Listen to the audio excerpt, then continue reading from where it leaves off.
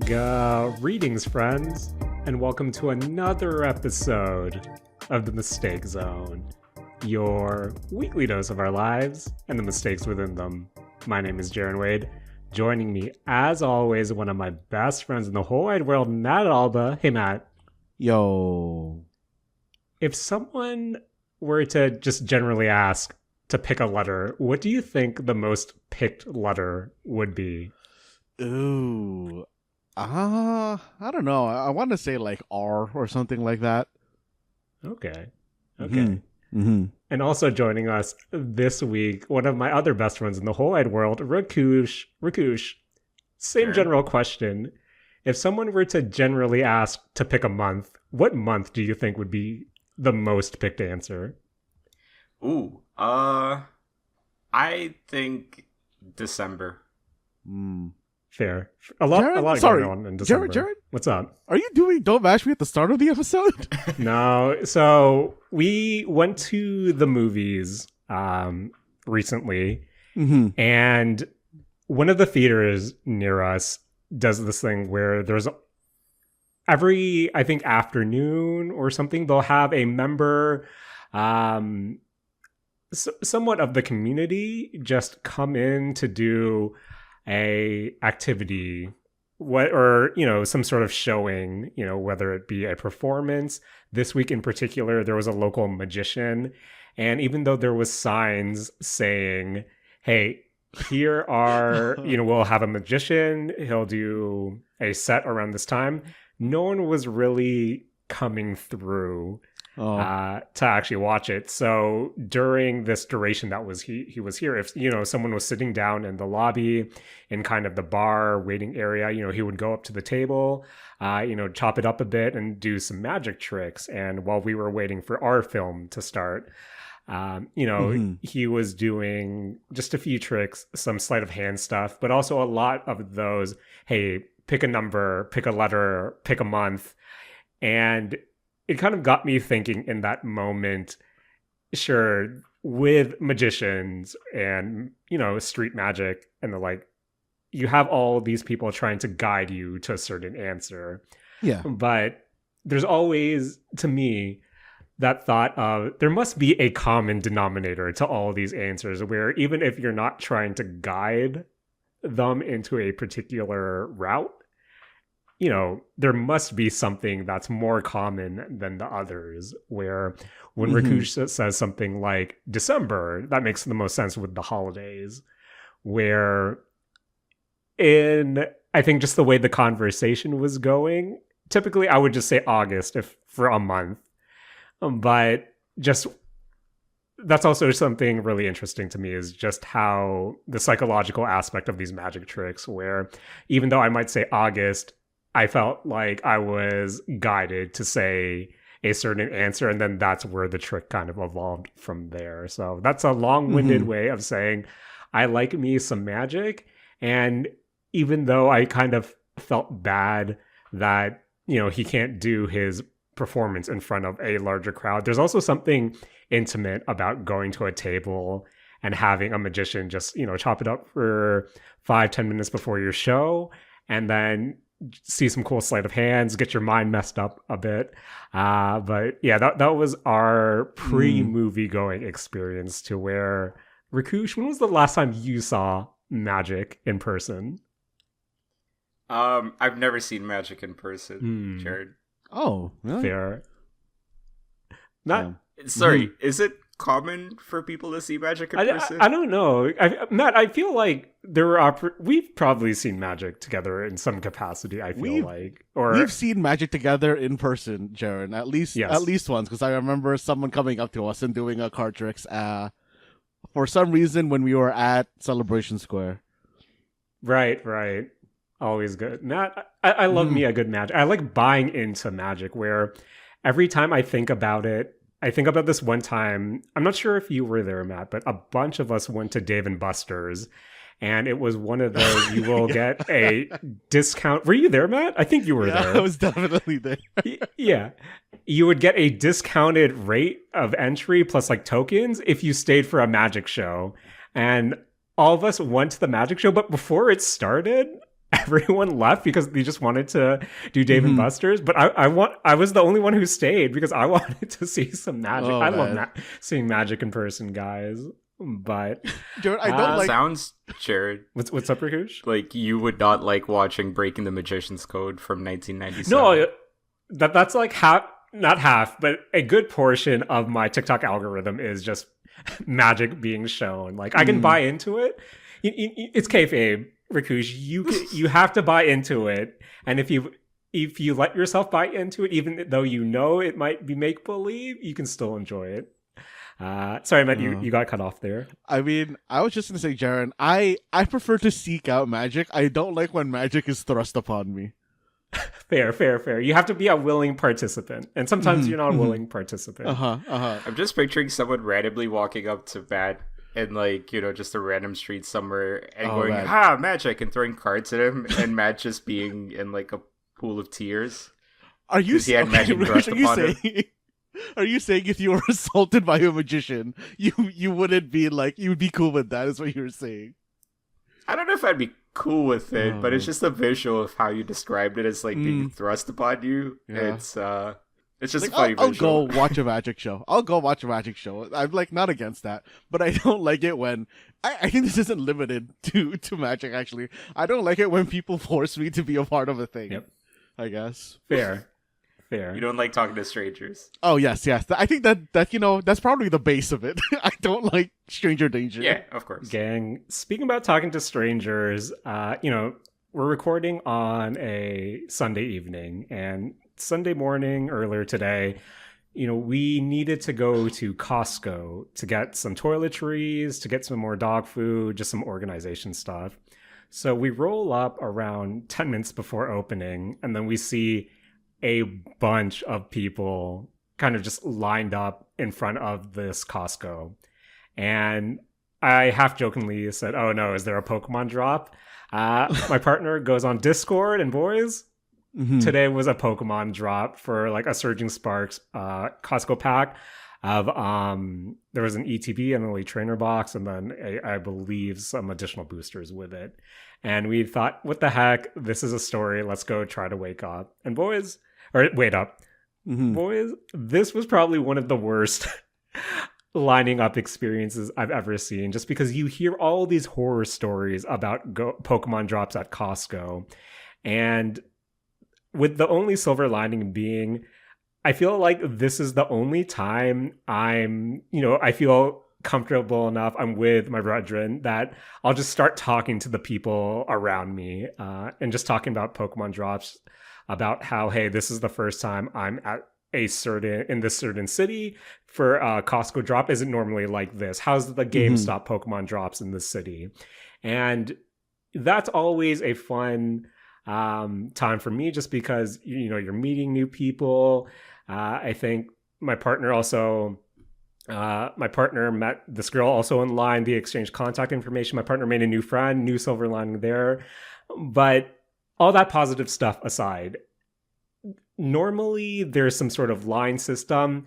Just picture a massive blob of people trying to go into this tight, area where the cards are. You have people butting in. You have people yelling at each other. Thankfully, no fisticuffs, but there were people that you saw who got product before snake their way back towards the front of the line. People kind of yelling there.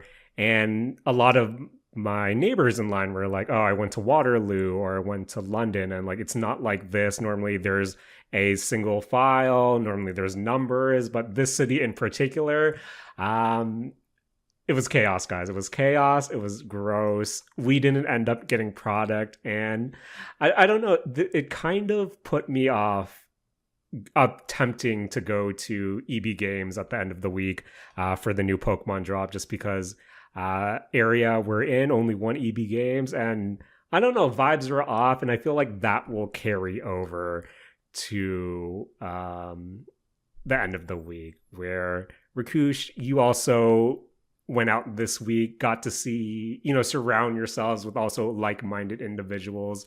You went to the AEW pay-per-view All Out here in Toronto. Since we sort of made friends, gotta ask you, Rakush, did you make a new friend at your time at All Out? Absolutely not. No, okay. I'm not. I'm not in the business of talking to strangers. Okay. No, you know what? The crowd was cool. I guess I kind of lied earlier when I said I haven't seen a magic show before, because that show, folks, pure magic. Really good, really fun atmosphere. The crowd around us was pretty lively as well. Like, okay, some of the chants were misses, some of them were pretty funny.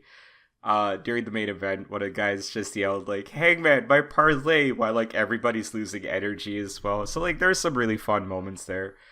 But Jaren, what's up?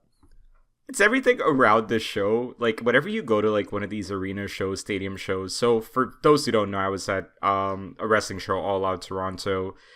Matt, this is kind of like a big pay-per-view event that was happening. Okay. Show started at around 2 p.m. Pre-show was 2 to 3. And then the pay-per-view was 3 o'clock onwards. The pay-per-view ended at 8 p.m. So it's basically 6 hours long. By the time the main event got around, it was like 7:15, 7:20-ish. And folks were understandably, losing their energy a little bit. But it was still a fun main event. I think crowd did their best. Crowd tried to really stay in it. But yeah, like the jokes, even some of the cornier stuff were hitting a little bit differently when you did have the energy to be that, like, stuffy person that's sitting there like, oh, that's not funny. That's not that's not a fun chant at all. Like, it's fine. It was fun. Jaren, did you catch the show at all? Like, did you catch any of it? Yeah, I watched it on and off just through YouTube because, one, I was surprised you can actually buy this on YouTube. So that... just to see how kind of accessible wrestling pay-per-views seem to be in general now, that's something I really appreciate as well. But from what I saw, it was a really fun time. I can only imagine what it would be like in person. I think my only question regarding the show, before we kind of get into your specific favorites, your specific highlights, was the Mercedes Moné versus Riho for the TBS championship.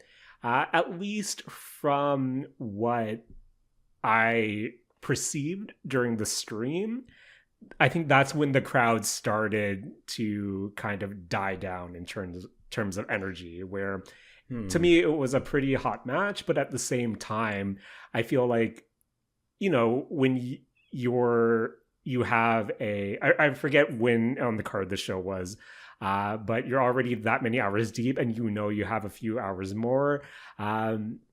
You might be in that, maybe trying to conserve energy, maybe just taking a rest. But how did that match and the crowd reaction play out in person compared to how you would perceive it to be, how I perceived it on stream? No, so I think it's really fair to say that the match did not have the highest energy. I don't think it's because of how long the show was that the energy started dying at that point. I think if you really just kind of take a look at the match order, that has a lot to do with it. So I'm just going to quickly read down the order from opening to closing for the main pay-per-view. So you start with Christian and Edge versus FTR. So crowd is extremely loud for that. Like, that is also a fun match. Like, it went like a solid 25-30 minutes. Like, they did a good job there. Eddie Kingston comes back, beats Big Bill. The energy there was kind of recovering after the first match.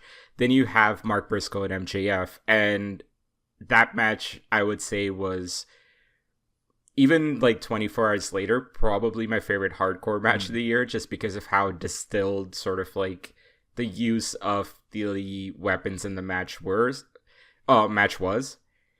Then you had the trios match, and then you had Mercedes Moné versus Rio. So I think basically being the fifth match on this card, kind of being up and down with the energy and knowing that there's more things coming up, it's just more so like how much energy is the crowd already expended, to me, was the big reason that the crowd started to seem like it was dying down a bit. But credit where it's due, there were still moments where like a big portion of the crowd was keeping everybody else involved in it, or at least carrying sort of like the volume, I guess, for lack of a better term. But yeah, they definitely were trying to like keep the energy going. And I think like considering what followed it was the 3-way match, which was probably my match of the night.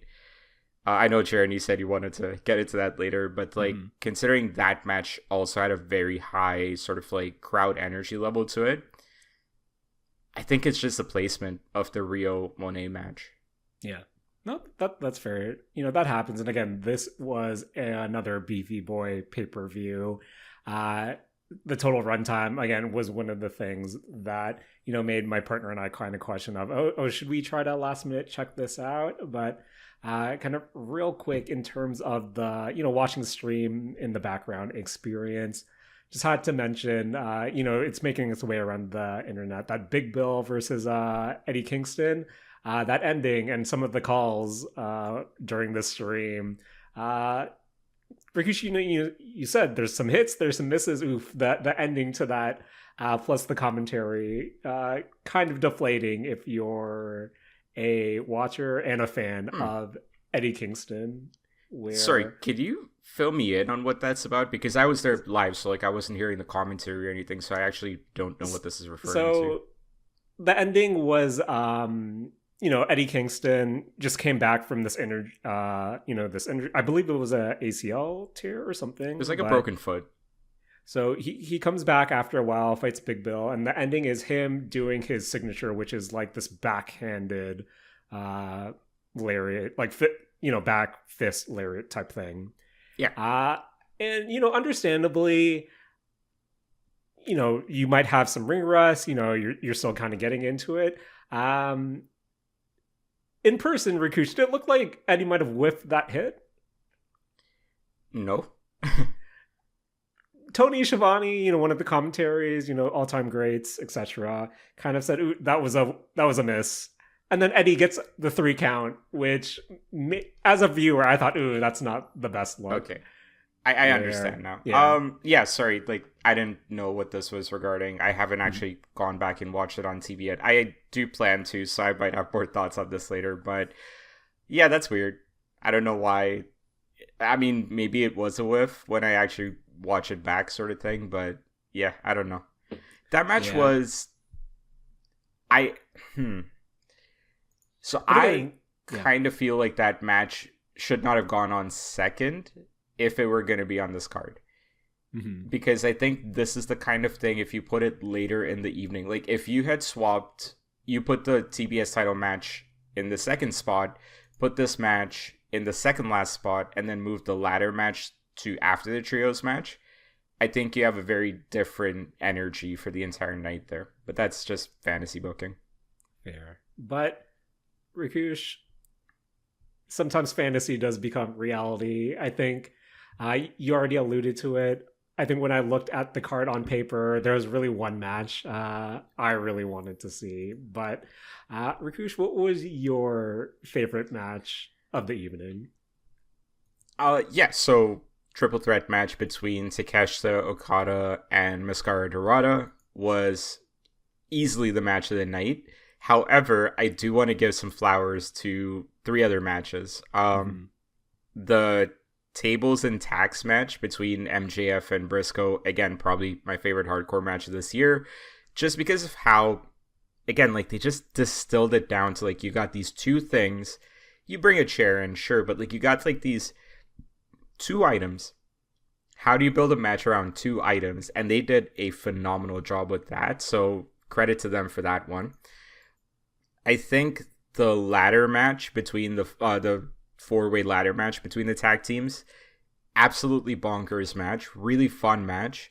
I think an inconsequential match, all things considered, because I never fully believed anybody except for Burrito was going to win it. And maybe just in the wrong spot because of this third match that I want to give the flowers to, which is the main event, Hangman and Fletcher. Very difficult spot for them to be in when they are in the last hour Crowd is dying.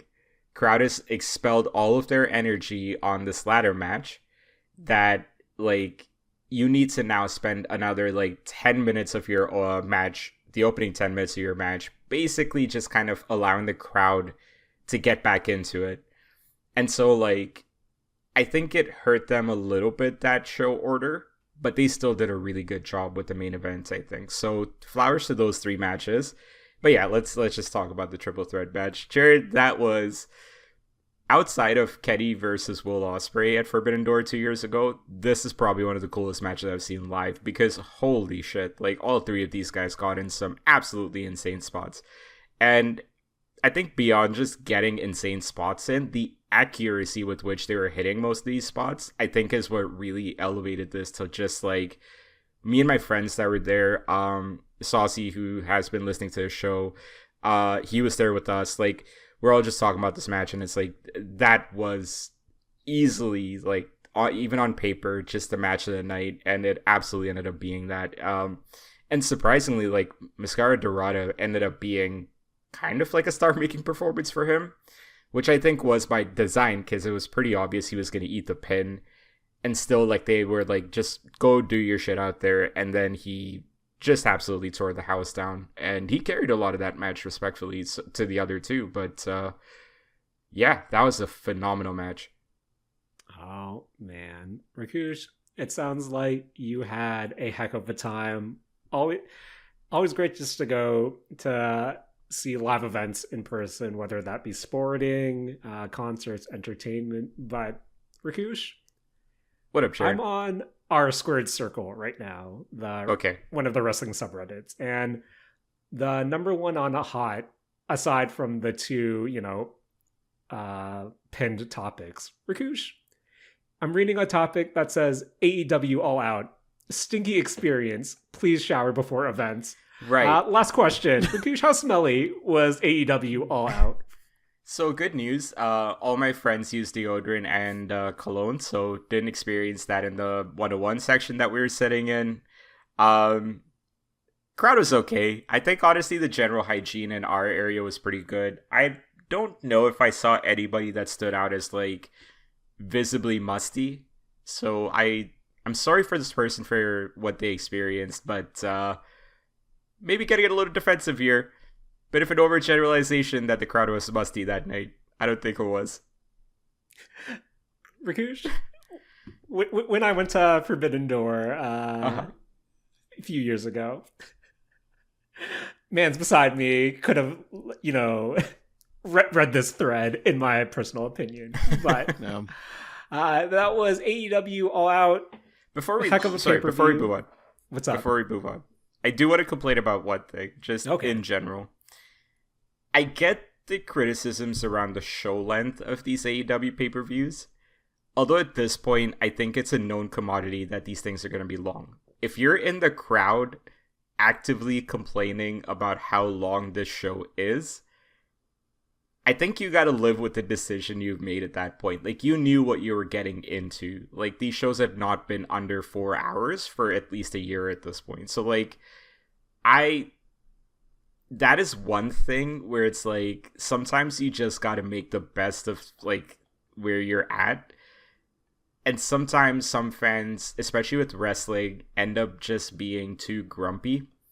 I may or may not also be talking about my brother. I've already joked with him about this, but no, like, for like 5 hours straight, it was just like, yeah, these shows are too long. Honestly, like, even outside of, like, my brother, like, everybody else, just, you know what this is. You can plan around it. Make your plans accordingly. Like, it's, yeah, I don't know. Like, at some point, it's just like, live with the decision you've made. I will say this. I do appreciate the earlier start time. I know I did see some rumblings that it did catch people off guard that the time was moved up.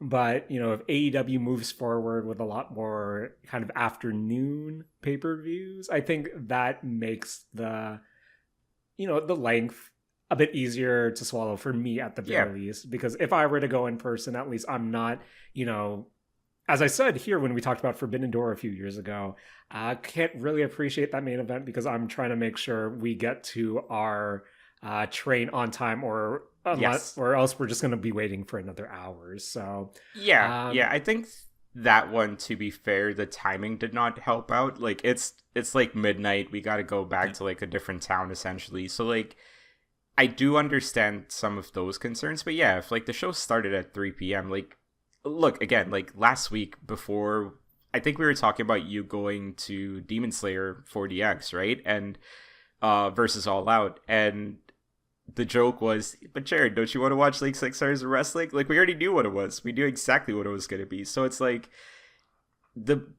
you're buying into this. You know what it is, right? Yeah. Like that's my thing. It's just completely fair to have concerns about the length of the show, and I think like I share some of those sentiments. But once you're there, man. Just have fun. Like, it's a cool experience. You're watching some cool shit happen. The matches are, like, typically paced in a way where, like, I think when you're there live, you also appreciate that, like, some matches are just sort of, like, down matches, like, low-energy matches, because the crowd needs to pick themselves back up. And, like, yeah, man, just do your thing. Like, walk around if you have to, like, skip a match and come back. Like, you know, there's a lot of things to do around there. So, yeah. And you can get an ice cap for a reasonable price, which exactly, hey, that's a W in my book. But Rakush, you mentioned Demon Slayer 4DX. Rakush, Matt, I come to you this week as a viewer of Demon Slayer, the Infinity Castle 4DX experience. As I told you guys last week, we ran it back. We went today just to kind of re-experience it, plus have all the motion, all the moving seats. But Matt, Rakush, if you remember last week, I told you how when we went to our IMAX showing, I bought a commemorative collector's Demon Slayer cup. And I thought, hey, if we're going to 4DX, you know I'm bringing that bad boy so I can use the freestyle machines and just pretend that I bought it there. Matt, Rakush, we get in, we go buy our popcorn, and then I look, they're not selling the Demon Slayer commemorative cups. And you know me. Damn. I'm a scared baby boy. And I think, oh no, they're totally going to clock me refilling my Demon Slayer collector cups in the freestyle machine. But, okay, boys, as my partner is putting the nut butter on the popcorn, I take a look and I see some guy, no shame, using a McDonald's cup at the freestyle machine. And amazing. I thought, if that guy's using a McDonald's cup, I'm gonna use my Demon Slayer collector cup. And I did. I respect the hell out of that guy. Boys, I had a tummy ache because I drank way too much lime and cherry Coke Zero. Jaren, couldn't you just do that thing where you're like, hey, can I just pay for the drink and I'll use my own cup? Because like it's free refills. Yeah, but I don't want to pay any more than I have to when I have my Demon Slayer collector's cup. And needless to say, boys, when you're drinking that much soda, I too lost toilet con the second time around. But in terms of the 4DX experience, it was everything you kind of expect it to be. I think rewatching Demon Slayer, you're kind of noticing a lot more about the fight choreo. And this time we also watched the dubbed version, just because initially we watched the subbed version and we thought, okay, if the chairs are going to be moving, might as well go see the dub, just because we won't have to focus on the subtitles, even though I guess we know what was going to happen regardless. And yeah, when you're kind of just rewatching the movie, you're picking up all these little details, all the little intricacies when it comes to kind of the animation. And again, I can't stress enough how just beautiful this movie is. Just the way as I said last week, the more traditional 2D animation over the sprawl, Inception, 3D backgrounds folding up into each other. And then when you mix in the fact that, boys, I wore shorts, and that whole beginning segment of them falling through the Infinity Castle with 4DX, your chairs are rumbling, but they're also just blasting cold air at you. And I got a little chill. Where I think, did you have cold air getting blasted up your shorts? Not blasted up my shorts, but my feet were just, my legs were cold. Okay. And you know how cold I get, or easily I get. Fair. Where one thing I also noticed was that in terms of the US 4DX experiences, you actually have a water toggle on your seat if you want to get like misted during some of like the water scenes. And I thought, damn, there's like a lot of water bending in this movie. I really wish at least the Canadian 4DXs had, you know, the water, the mist effects, where I don't believe they do. And likewise, with some of kind of the snowy scenes, I kind of wish they did the whole, hey, we're gonna blow fake snow throughout the theater, which they don't do in Canada as well. But I was pleasantly surprised because I thought that during some of the water bending parts, I thought we were actually getting misted because I felt like little mist drops on my leg, kind of on my face. And I thought, oh, maybe they incorporated that again into the Canadian theaters. And then I was talking to my partner afterwards, and then she said, no, that was just our drink flying everywhere.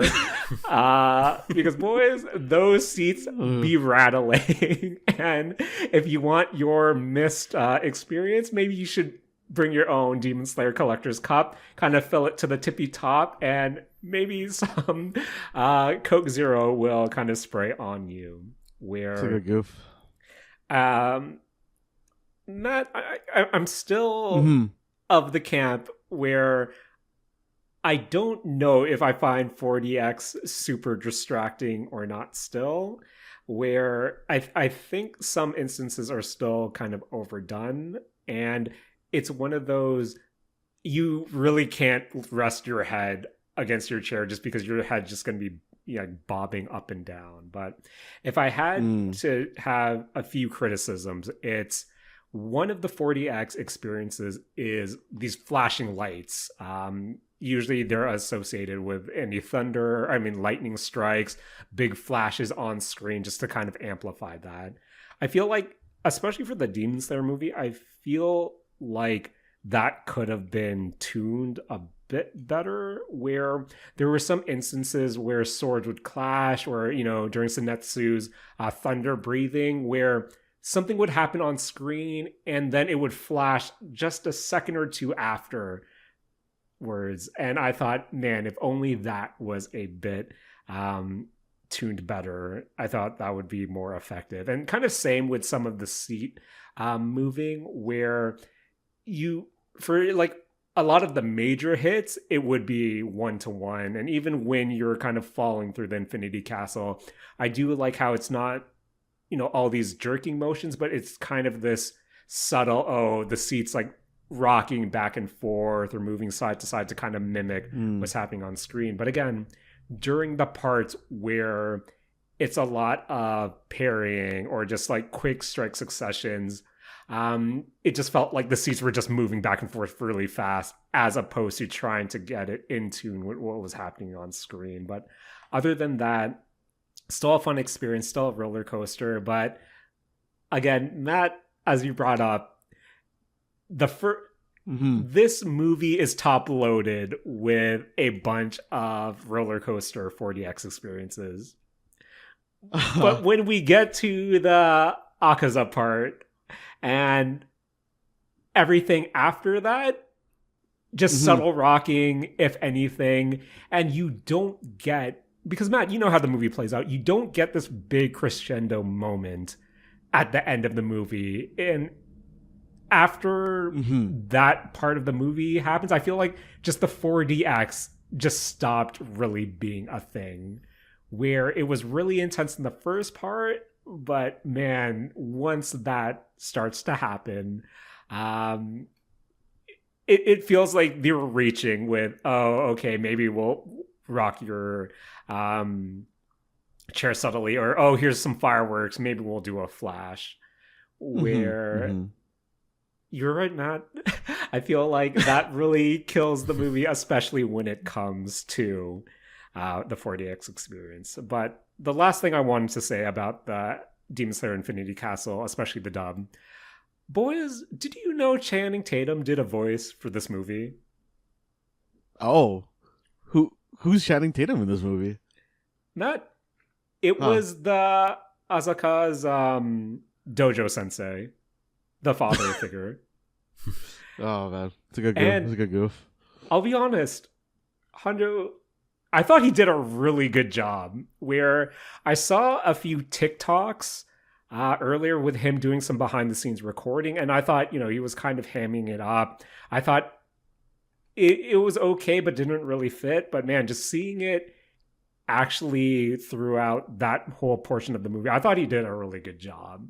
Where pleasantly surprised, and even during kind of the red carpet stuff, he was there saying, he was really stoked to do it, especially just because his daughter was a really big fan, or is a big fan of Demon Slayer.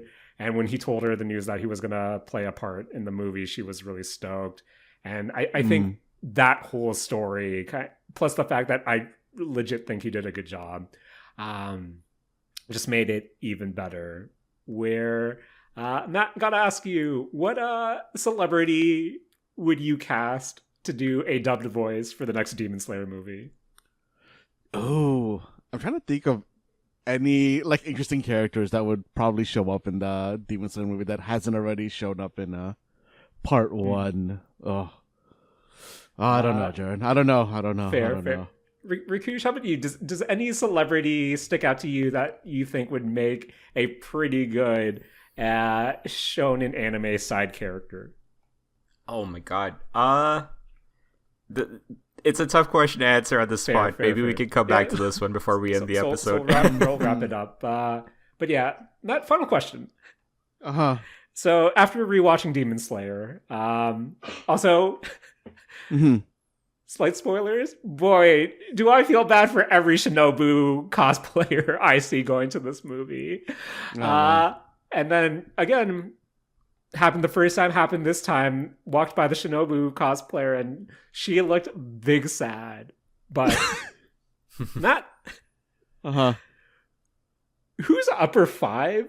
Just because I'm trying to remember, and we've seen upper 1, 2, 3, 4, and 6, but I literally don't remember 5, and if they're supposed to appear, in this whole portion of the Demon Slayer. Wasn't upper 5 Zenitsu's dude? No, he was 6 in training essentially. Oh, okay. Or did 5 already appear? Now I'm confused. I think it might have been one of the two in Swordsmith arc then. Oh no, it had to be one of the two in Swordsmith arc. Yeah, probably one of the Oh yeah, the pot guy. Okay. Yes. Fair. Does upper 4 have a voice? Did they talk? Matt, who would you cast as upper 4? Yeah, I mean, upper 4 was 4 different people. You could have a whole crew of people. You could put the whole crew of the Mario movie into there. Fair enough. But Matt, speaking about swords and clanging and banging, I believe you're still playing some Hollow Knight Silksong. And Matt, how goes the clanging or banging in this bug world? Jaren, I don't want to play this game anymore. Well, okay, moving on. But for real though, Matt, as someone who, from what I perceived, talked sort of highly about the game last week, or at least with more interest, kind of what changed in the last 7 or so days? I think for me, I think that the game is still, very much worth playing. I think for me, I've kind of it's more of a case of I had my fill of it rather than anything in the game in particular. I kind of just want to play other things. And I feel once I decide to play other things, I'm not going to finish Silksong ever. So I feel I'm at that crossroad of, do I just stop playing Silksong now, or do I just keep powering through with Silksong? Fair. Yeah, bro, just power through to the end of Act 2. That's the first ending. Yeah, but because if I'm going to go all the way to the end of Act 2, I might as well do all the stuff that gets you all the way to the end of Act 3. Isn't Act 3 quite a lot? Yeah, it is, and that's why I kind of want to just drop it now. Yeah, I don't know, man.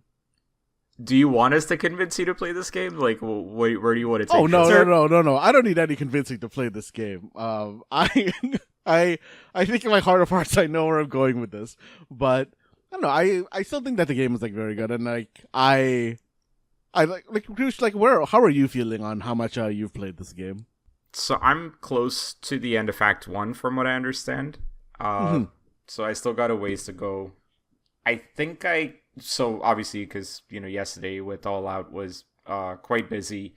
Haven't played it for a couple of days, but I basically cleared everything up until, like, Shellwood, like, that kind of level, if you're going sort of, like, horizontally, like, all of that stuff is done.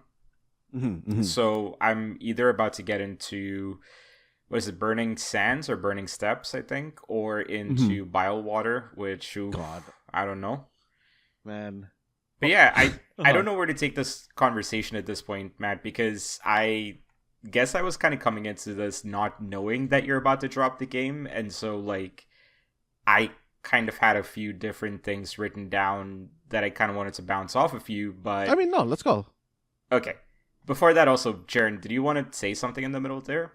Oh, I was going to say, Rakush, you said, do you want us to convince you to keep playing Silksong? I have no horse in this race. Actually, all my horses are racing towards Summer Maru, if Matt knows what I mean. So take that for what you will. I'm assuming that's a new Mamusume thing. Yes. Okay. But what's up, Rakush? What did you want to rap about with Silksong? So... I think, like, I kind of just wanted to either confirm a few things from last week or build on a few things we chatted about last week as well, because I think, like, listening back to it, a lot of just kind of what I had a difficult time explaining was why I had an issue with certain mechanics beyond just I don't like it. And I think some of that has been built up a little bit more with just continuing to play this game. And so kind of looking at what the early game versus sort of like, or sorry, the early Act 1 versus the end of Act 1 kind of like plays like, really kind of clarified for me what my biggest issue with the first 5 to 10 hours of this game is, and it feels very reminiscent of my same issues with Hollow Knight as well, where, okay, sorry, I guess I kind of feel like this game guides you to certain parts of the map, but doesn't guide you to plot. It just kind of, like, leaves that up to you, how you want to, like, kind of progress the game world and things like that. And there's a recent quote, I think from just, like, 2-3 days ago, where Team Cherry's, two folks from Team Cherry, Ari Gibson and William Palin, were at Game Worlds, I believe that's in Australia, and they were talking about just the difficulty of this game, and I think there is a sort of, like, in certain pockets of, like, the sort of, like, internet culture, like, folks are talking about, hey, this game is too difficult, and I think, like, that requires sort of, like, breaking down a little bit more about why it's difficult. Now, according to these two folks from Team Cherry, the quote is, "The important thing for us is that we allow you to go way off the path, so one player may choose to follow it directly to its conclusion, and another may choose to constantly divert from it and find all the other things that are waiting and all the other ways and routes." Totally fair. Here's my issue with something like that, and it ties into what is the upgrade system for, or like the power-up system in Hollow Knight Silksong, which are the crests. Matt, last week you mentioned there was a crest that changes how you pogo. And I was stuck in Hunter's March at that point. Until you mentioned to me that there's a new crest, I would not have known, or I would not have found out that, like, oh, you can go and get different crests to help you out with something like this. And I think, like, in that way, that kind of clarified for me a little bit of just, like, this is my issue with the early game. What is leading you to look for the crests?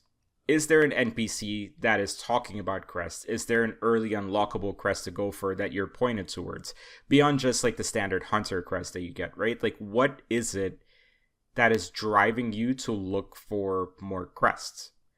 like it. I'm not saying like put a big blaring sign with like, you know, flashing lights on it saying go get this crest kind of thing. Mm-hmm.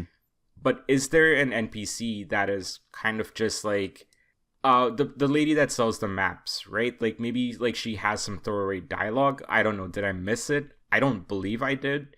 But that's kind of like one of those things. I think Chakra had a piece of dialogue when you meet her in Greymore about like continuing onto her path, the path that she's on, and I think that leads you to Reaper's Crest. But that might be like that is probably like, you know, a very minor thing. And then, if I remember correctly, she disappears from that area right after she says it.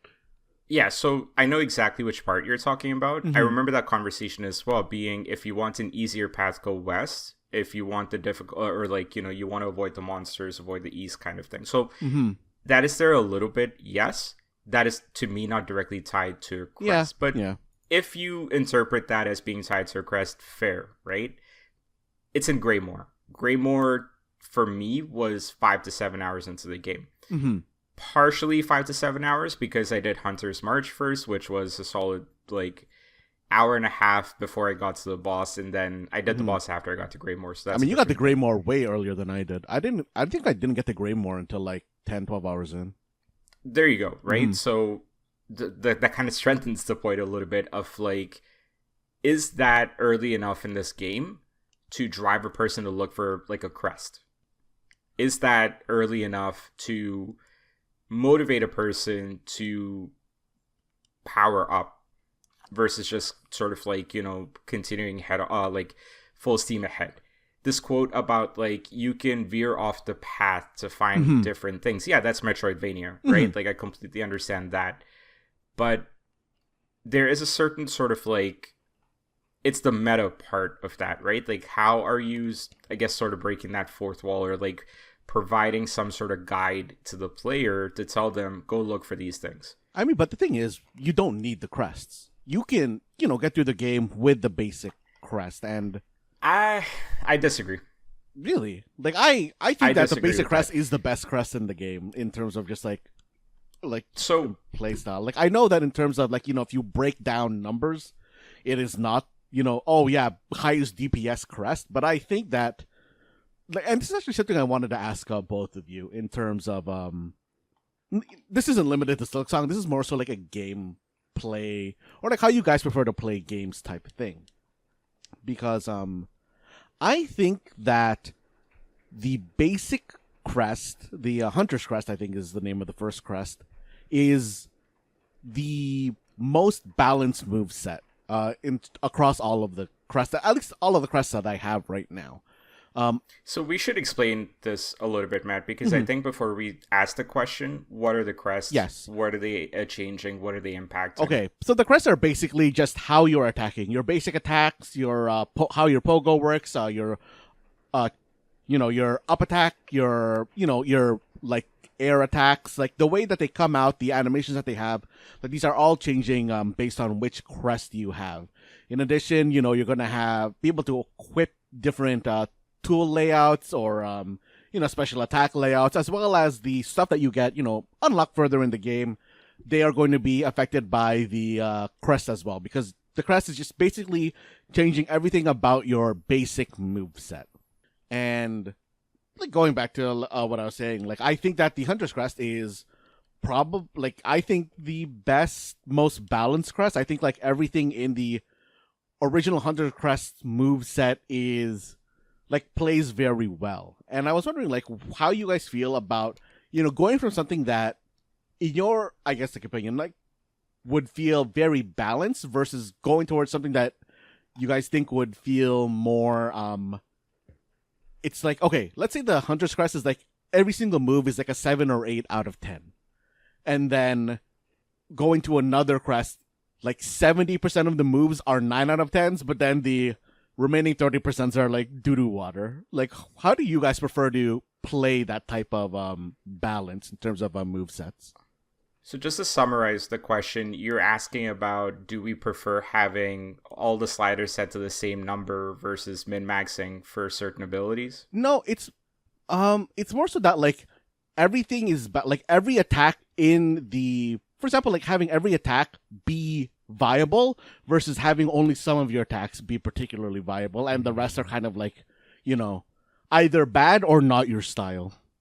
Yeah, no, I get where you're coming from, Matt, and I feel like when I think about how I personally play video games, and I've come to the show and talked a lot about character action games or like Souls-like games where you're given the freedom to really tailor your experience. Even when we used to play Monster Hunter, or at least talked about Monster Hunter, you have all these different move sets which, give you different actives and passives. And when I think about how I kind of play, I typically stick to my bread and butters, where if I'm playing Stellar Blade, I'm only using like one of the 4 bursts and then one of the 4 like beta charge skills. Or guys, come on, I was a Lance boy when we talked about Monster Hunter. I'm not bothering with anything else. I just need a shield and poke. And no, when we talked about Elden Ring, if I couldn't comment as there is something, I was then taught, I went to the EOF school of, I'm going to get this board and I'm going to get this stick that I can poke with.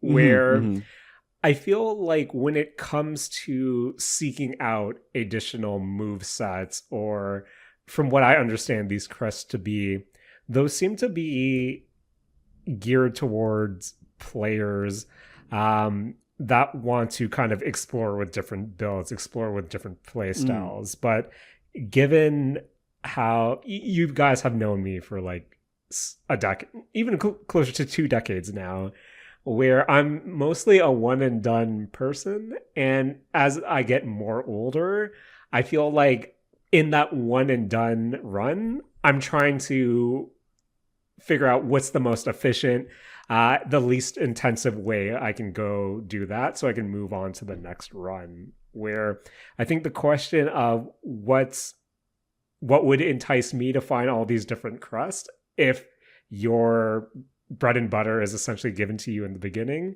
If I was playing Silksong, I don't think I would be inclined to seek out something unless one of those 9 out of 10 moves, I can just spam that till the very end. But again, that's how I personally play video games.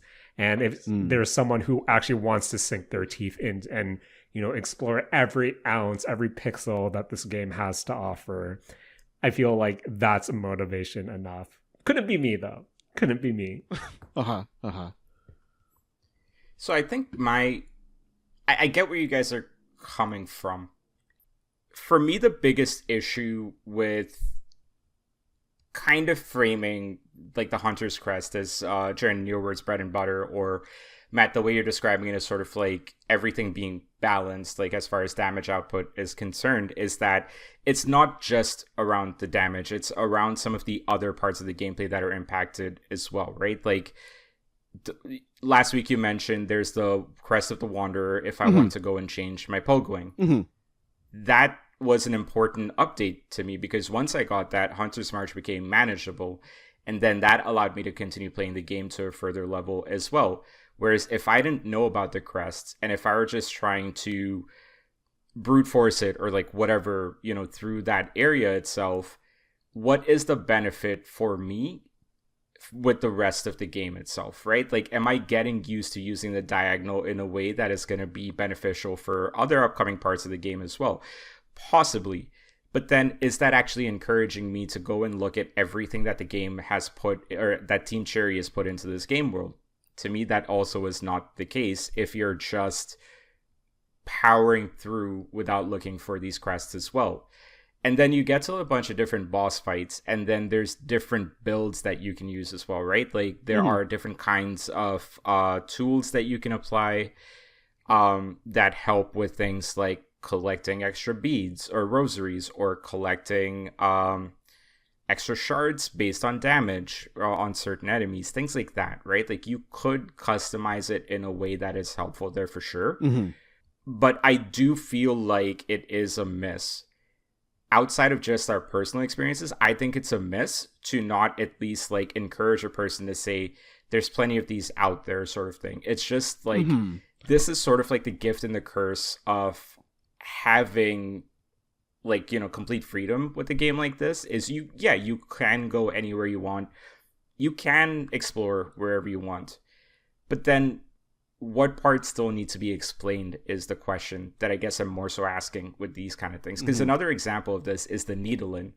Finally went through the Widow fight. Fun boss fight. At that point, like, I was kind of playing in a way where I had gotten enough power-ups that, like, once I got to the Widow fight, I was able to kind of manage that and say, okay, I know exactly what the right build is. I know exactly what crest I should use, because I think I have 3 at this point.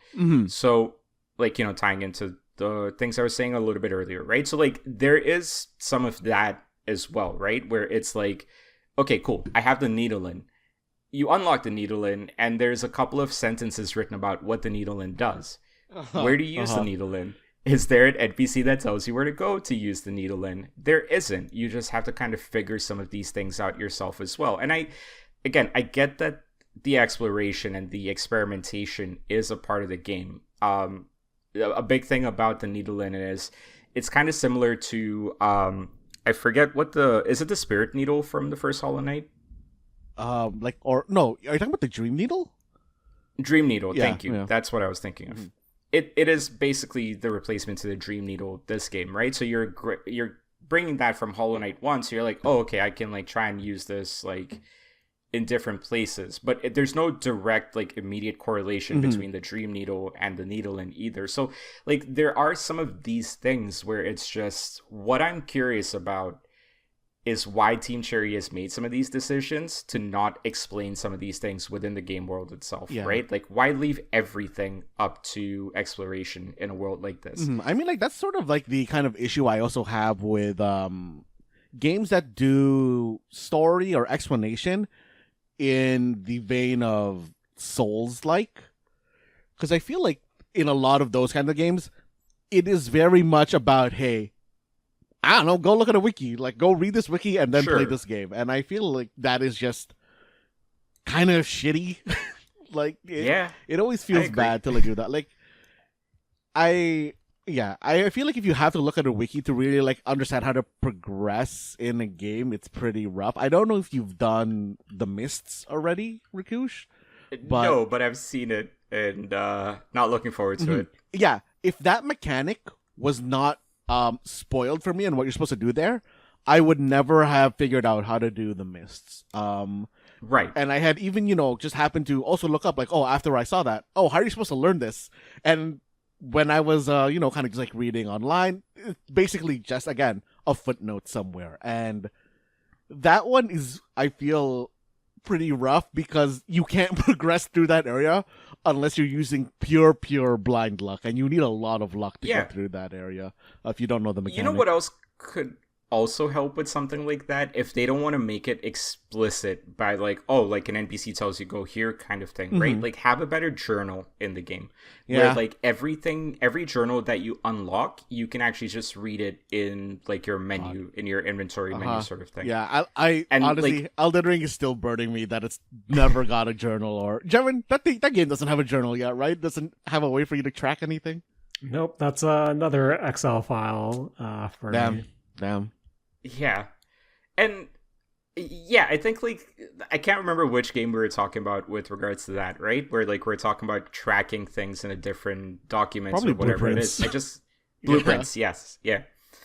I get that there's a certain throwback element to some of this as well, of like games back in the day that were this difficult never used to like tell you in world what to do, but we kind of grew out of that. We evolved out of that a little bit, right? So like I think this feels like just a decision made on Team Cherry's part that I guess like some folks will be cool with it.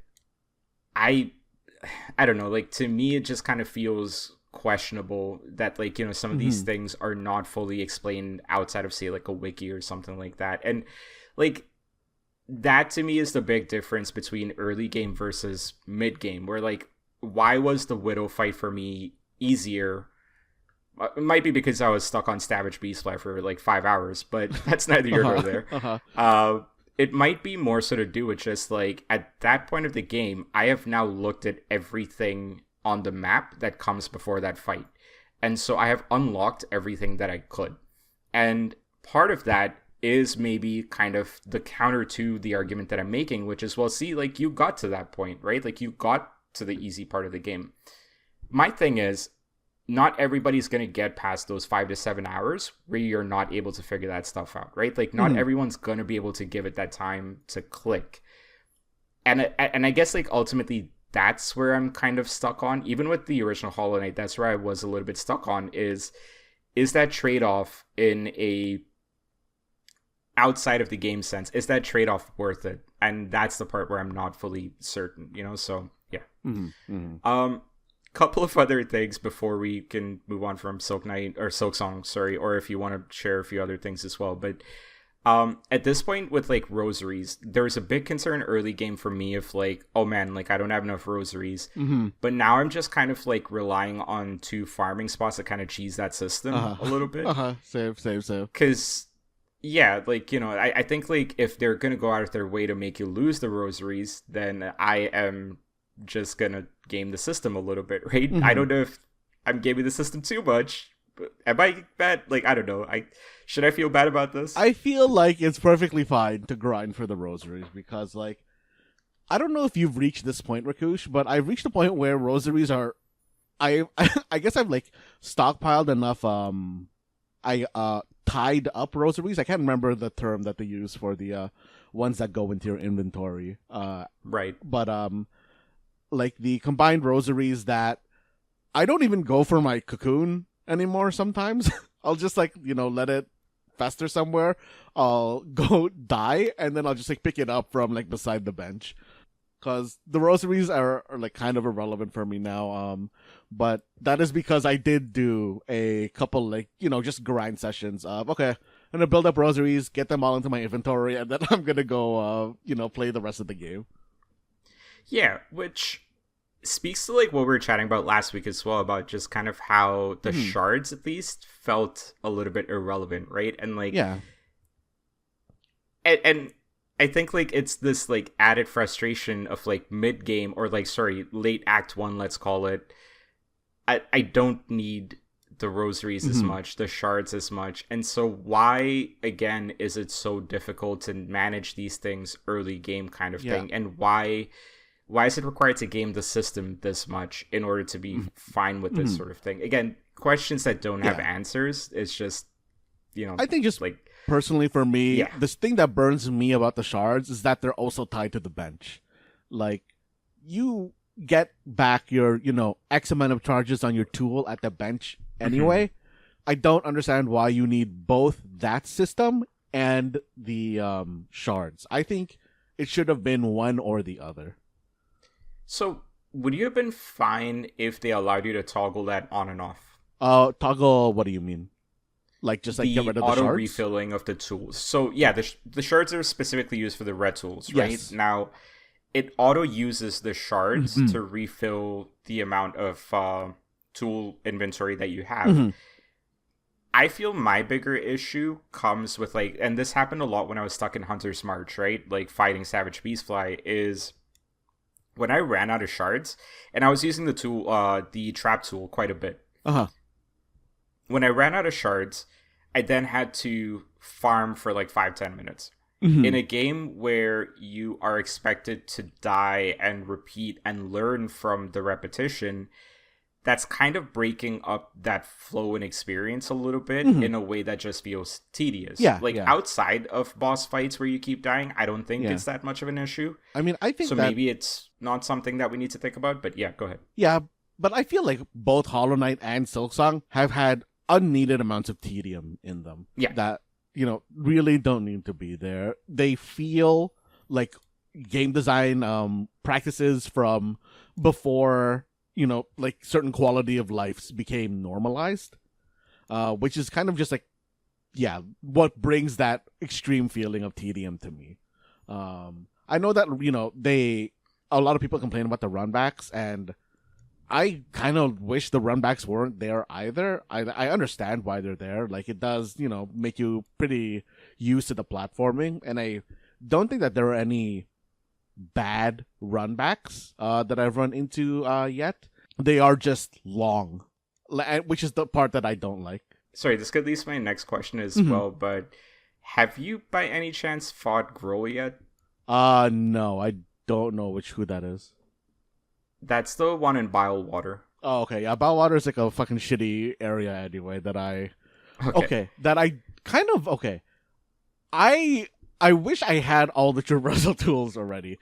Because I know that to progress further in both Bilewater and the area after it, you do need, like other traversal tools. And to kind of just not have them kind of bums me out. But, I feel like that's just like, a standard Metroidvania thing, which is why I never like pushed further in that area. So, and I guess like the other two bosses that I did want to ask about were specifically Broodmother and Savage Beastfly as well, because I had like a larger thing around just boss fights with this game that I kind of wanted to go through with you. But like one of the things about the Bilewater runback specifically is it is the hot topic for just kind of like why. Why is the run back as difficult as it is? And these are all, outside of Savage Beastfly at this point, these are all sections that I haven't gotten to, but this is not a game where I'm trying to avoid spoilers. I'm watching like everything that I can at this point, because it is fascinating to see how other people play the game. I'm learning a lot from seeing others play the game as well. And sometimes also to just kind of see like, am I in the wrong with some of my complaints as well? One of my bigger takeaways from some of these boss fights, and I think Savage Beastfly being sort of like this early game egregious one where it's pretty hilarious to me that it's got like its own subreddit and everything as well. But I feel like Silksong relies a lot more on crowd control kind of fights than Hollow Knight ever did. And I feel like these three specifically, Grohl, Broodmother, and Savage Beastfly, are the ones where like I have noticed it quite a bit. I think Savage Beastfly, funny enough, is probably the most manageable out of the three because it is happening as you're fighting the Beastfly. And so it's like, okay, just use your tools, use your abilities, time everything in a way where like you just use the environment in your favor, stuff like that. Grohl, you could also kind of make a certain argument that like without the crowd control issues in the boss wave, Grohl is extremely easy. And he really is honestly extremely easy. Like there is actually a pretty blatantly obvious blind spot with this boss that once you see it, it's like, oh, okay, that's kind of funny. Broodmother is the interesting one where I was the most frustrated with this design from what I'm seeing because, and have you beat Broodmother yet? Sorry. I haven't seen Broodmother at all. Okay, so I won't get into too many spoilers, but essentially there is one wave of enemy that you fight before the boss, and there's a certain, to me, logic that doesn't make sense within that boss fight itself. And so, like, those are the kind of, like, these are some of the examples where I'm starting to maybe come to the conclusion that with some of these larger bosses, like outside of Lace, where Lace to me is a very cool boss fight. I thought like Fourth Chorus was also really cool in this way as well, but like any of these boss fights where crowd control is becoming a thing, it just feels artificially enhanced, like as far as like the difficulty is concerned. Yeah. And that kind of is to be, it's a subjective thing, but like it's making me appreciate these boss fights less. Where, like, I don't feel like that boss itself is great. I just feel like what's annoying are the things surrounding the boss. Like, the smoke and mirrors that are surrounding it that don't allow you to just focus on the boss themselves sort of thing. Yeah, even when it comes to, like, a crowd control type thing, like, there are bosses in this game where it is more than one entity, but they are designed entities. They are not, operating separately. And I think that those are, like, really fun boss fights. And it makes me frustrated to see that there's just these, like, kind of like shitty boss arenas in this game that, just are there to, I feel, like, just be frustrating. But, yeah. Yeah.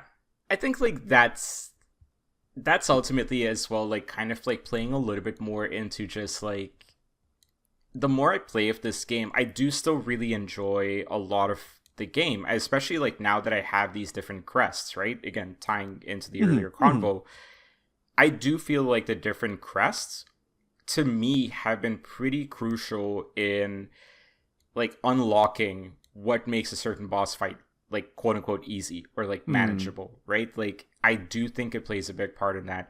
I think it plays a crucial role in getting you through sort of like a daunting new section, so to speak.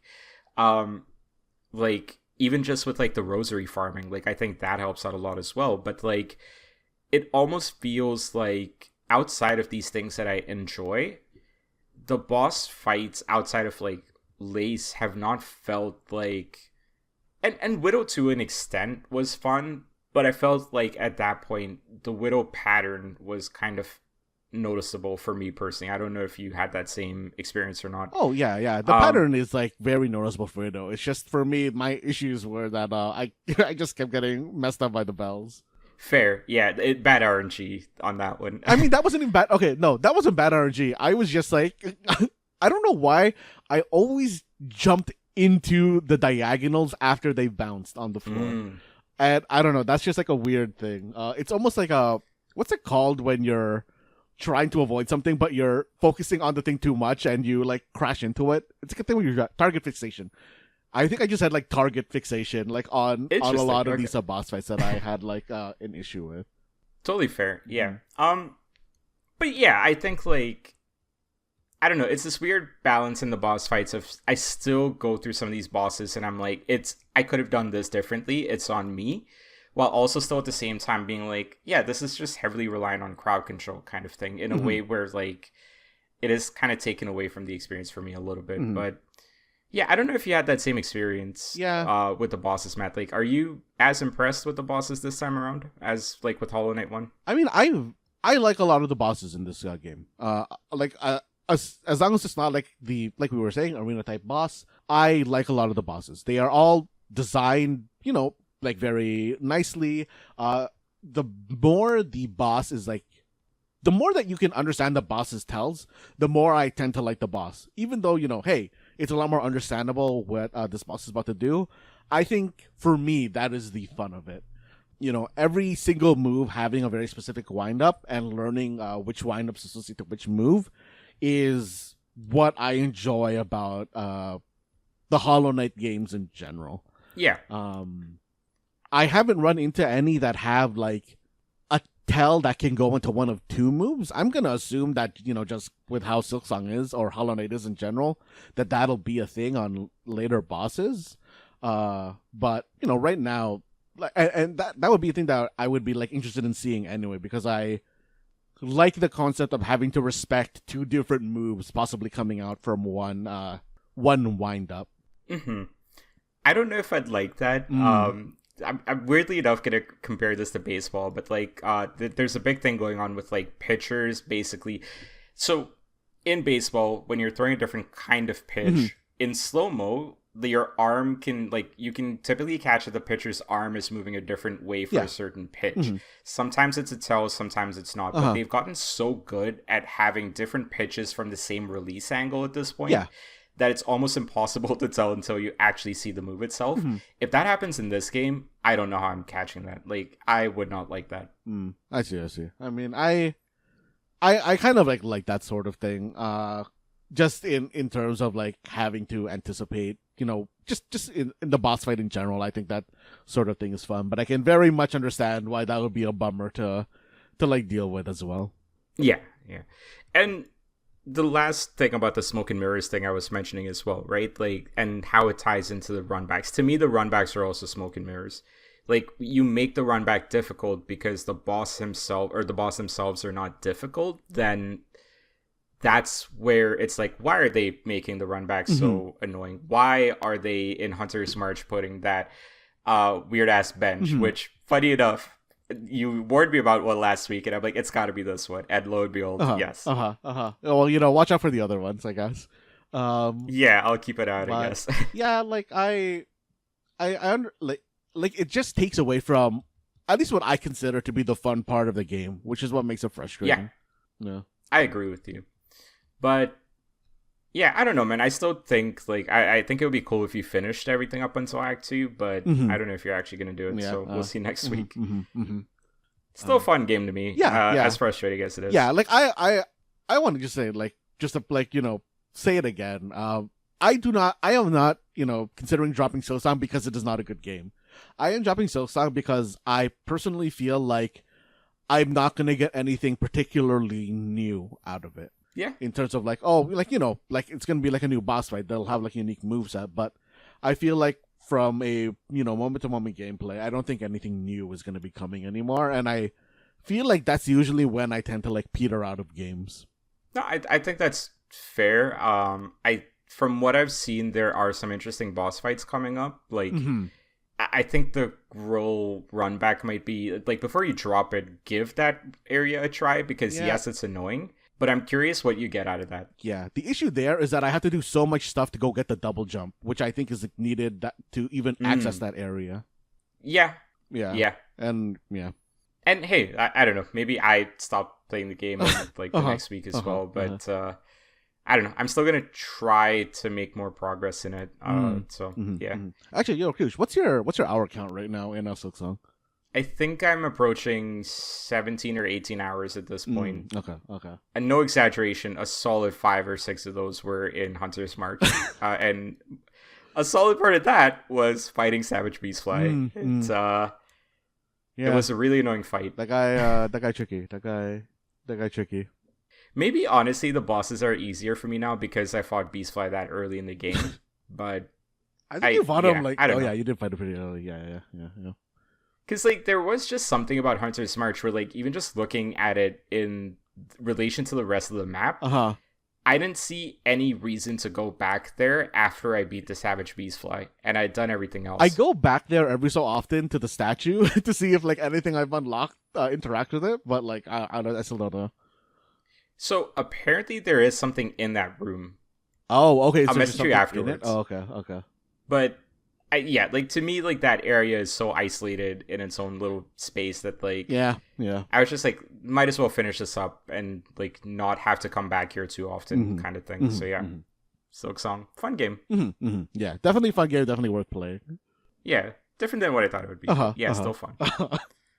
All right, well boys, you guys just talked about a fun game, but I think it's that time for our own fun game here on the Mistake Zone, which arguably, depending who you ask, may not be that fun, but it's that time where we play a little round of Don't Match Me, where every week one of us will bring 5 questions for our friends here and our friends at home, and all you have to do is don't come up with an answer that doesn't match my answer for this week. And of course, if you want to play on an extra Silksong-y spicy mode, try not to match Matt and Rakush as well.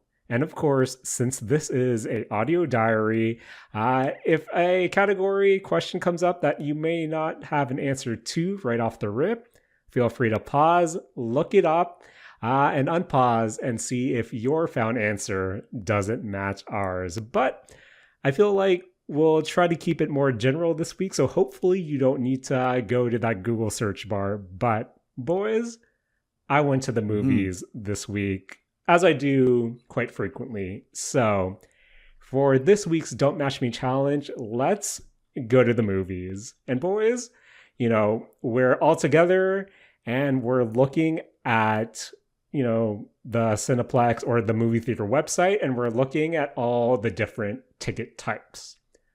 There are a bunch of different types of movies in that you might have a regular screening, you might have an IMAX, you might have 3D. So for question 1, name any screen format or premium format that you can go and buy a movie ticket for. So name any screen format that you can buy a ticket for when you're going to the movies. So in 5, 4, 3, 2, 1, boys and friends, if you said D-Box, you're out. Ooh. Matt? Oh, man. Uh-huh. What did you say? Jaren, I went with my heart, and I was very scared I was going to match you, because I did just go with 4DX. Okay. Rakush, which format do you want to go to? Does 70mm count, like those the screening for sinners? Ooh. You know what? I'll take it. I'll take that. Okay. All right. Okay, boys. So we all have our formats. So we gotta pick our seats. So boys, I'm looking at a 4DX screening right now. You have rows A to G, and each row has 1 to 12 seats. So with the parameters of rows A to G and seats 1 to 12, name any seat in this theater. Sorry, Jaren. What's up? One clarification. Yes. Is A the close to the screen, or is A further from the screen? A is close to the screen. Okay.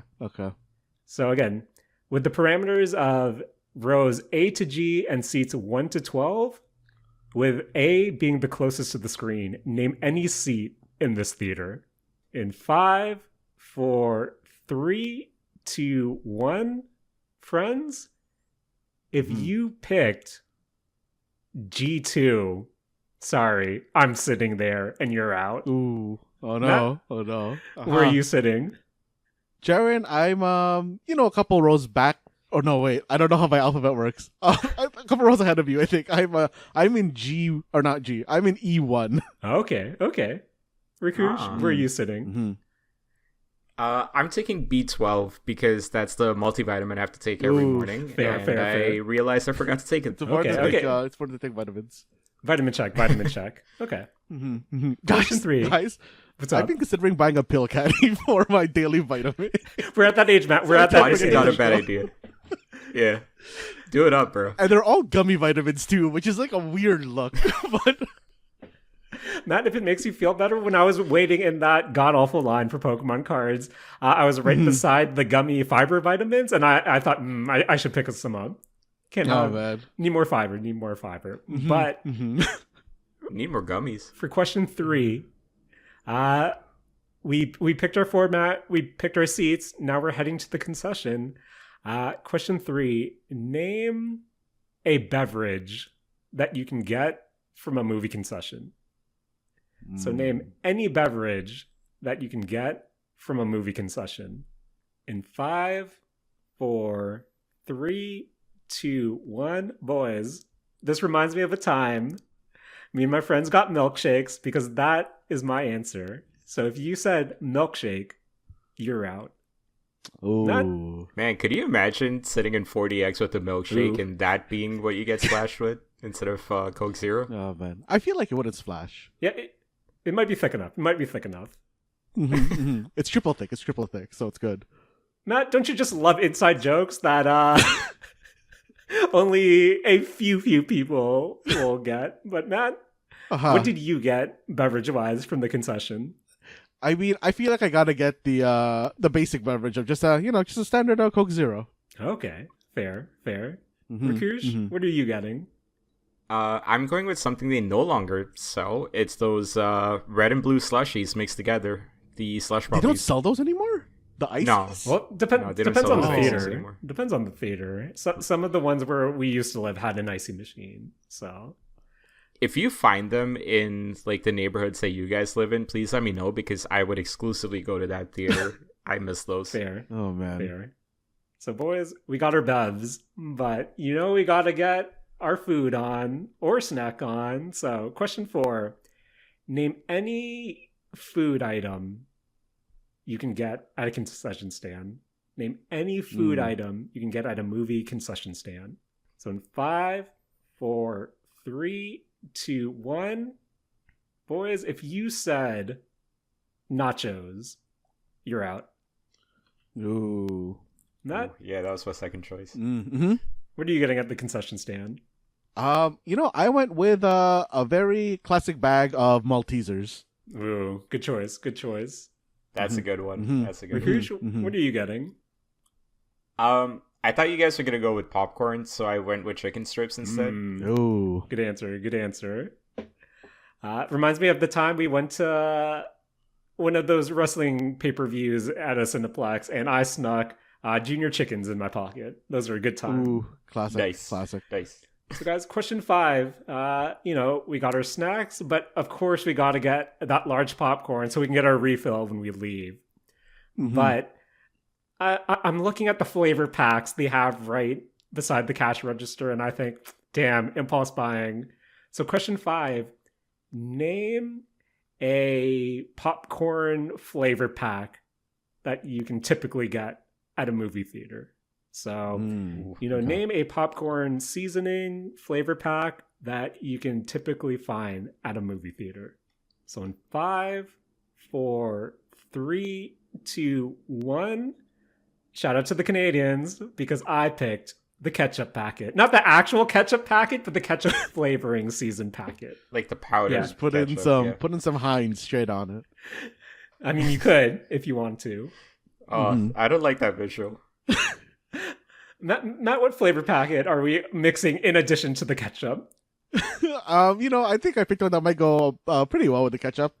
I picked the white cheddar. Oh, white cheddar, classic. Ooh, a classic. So Rakush, we threw in the ketchup, we threw in the white cheddar. What are you throwing in there? Man, I was scared that I thought I was going to match with Matt. No, I went with dill pickle because I feel like that mixes better with ketchup than white cheddar. Classic. Another good one. But boys, this might be a little rough. If someone survived this round, what do you think they're picking? What are other flavors? Because honestly, white cheddar, ketchup, dill pickle, those are like the 3 locks. But there are a few others. I get the spicy one. Sometimes there's all dressed. The chili, whatever. All dressed or barbecue. All dressed. Fair. Yeah. Okay.